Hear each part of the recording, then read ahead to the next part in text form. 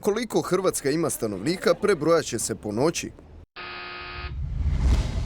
Državni zavod za statistiku odlučio je ubrzati proces prebrojavanja ljudi. 85 službenika zbrajat će koliko nas ima u noćnoj smjeni.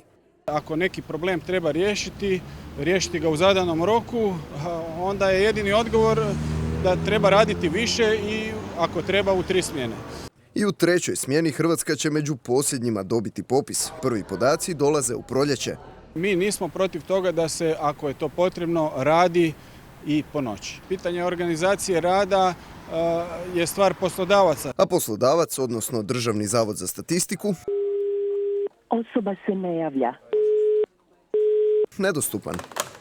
Kao i 400 drugih kolega, i Ivan je u travnju prošle godine popisivao stanovništvo. Sve se odrađivalo kako je trebalo, još smo mi radili duple provjere svih podataka. Zašto i kako je sustav prebrojavanja zakazao, ne shvaća ni sam. Nije mi jasno, ne mogu shvatiti to. Stvari koje ja znam nisu bile financijske situacije baš najbolje i da se to nije odradilo zbog nedostatka novca. Porezni obveznici popis stanovništva platili su 160 milijuna kuna. Radilo ga je 17.000 ljudi. 2 godine poslije više od 160.000 podataka nije obrađeno. A kad se i obrade, bit će zastarjeli.